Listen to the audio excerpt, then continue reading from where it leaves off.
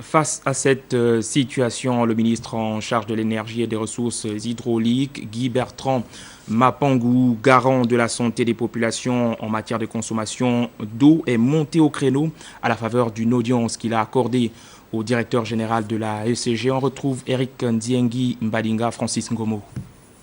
C'était une rencontre de mise au point avec le directeur général de la ECG pour mettre un terme aux rumeurs qui circulent sur certains médias et réseaux sociaux selon lesquels l'eau de la ECG aurait intoxiqué la population.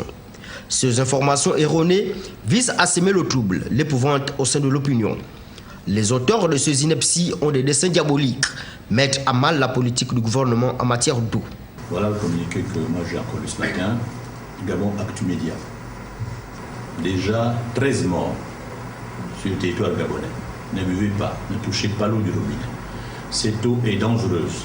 Donc s'il vous plaît, soyez prudents et ne buvez pas. Faites passer ce message pour le bien de vos proches et partagez. Ça, c'est très très dangereux. Très très dangereux.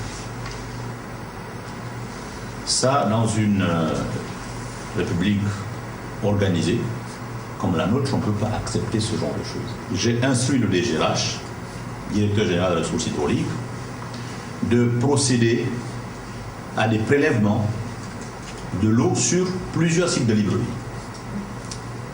Et avec des laboratoires, le vôtre, la SEG, qui est bien connu pour son expertise, et d'autres labos, pour nous dire exactement qu'est-ce qu'il en est.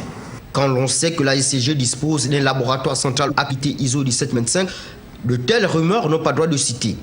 Il n'est pas normal de semer la confusion au sein des usagers au moment où les hautes autorités au haut sommet de l'État fournissent des efforts incommensurables pour soulager les Gabonais. Nous sommes devant une guerre de communiqués. L'opinion prend pour argent comptant ce qui se dit sur les réseaux sociaux, même si c'est une intoxication.